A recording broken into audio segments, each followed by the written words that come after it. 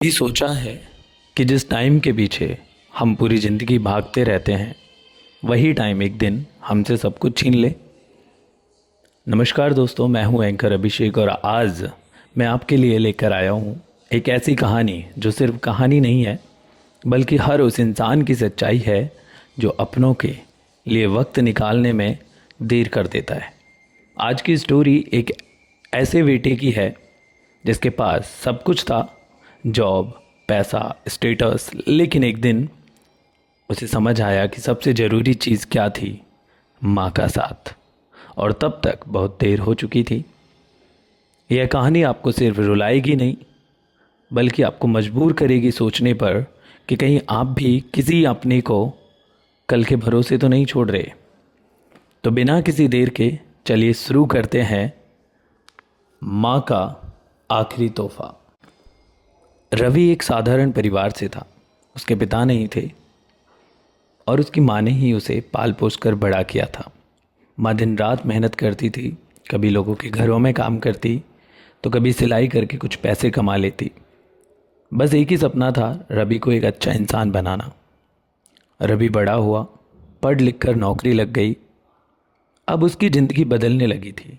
नए दोस्त, नई दुनिया, और धीरे धीरे उसने माँ के साथ समय बिताना कम कर दिया। माँ हर दिन दरवाजे पर बैठकर उसका इंतज़ार करती, लेकिन रवि अक्सर देर से आता या बिना बात किए ही सो जाता। एक दिन माँ ने कहा, बेटा, कल मेरा जन्मदिन है, अगर हो सके तो जल्दी आ जाना, साथ में खाना खाएंगे। रवि ने बस कहा, देखता हूँ। अगले दिन रवि अपने काम और दोस्तों में इतना व्यस्त हो गया कि उसे माँ का जन्मदिन ही याद नहीं रहा। रात को जब वह घर पहुंचा तो दरवाज़ा खुला था और घर में अजीब सी खामोशी थी। अंदर जाकर देखा, माँ जमीन पर गिरी हुई थी। रवि घबरा गया, तुरंत अस्पताल लेकर गया, लेकिन डॉक्टर ने कहा अब बहुत देर हो चुकी है। रवि के पैरों तले ज़मीन खिसक गई। उसकी आंखों से आंसू नहीं रुक रहे थे। तभी डॉक्टर ने उसे एक छोटा सा डिब्बा दिया जो माँ के हाथ में था। डिब्बे में एक घड़ी थी और एक चिट्ठी। चिट्ठी में लिखा था, बेटा, तू हमेशा कहता था कि तेरे पास समय नहीं है, इसलिए घड़ी दे रही हूँ ताकि अब तू समय की कीमत समझ सके। मुझे तुमसे कोई शिकायत नहीं, बस खुश रहना।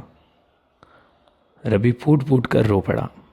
आज उसके पास सब कुछ था, पैसा, नौकरी, दोस्त, पर जिसे समय देना था वही अब उसके पास नहीं था।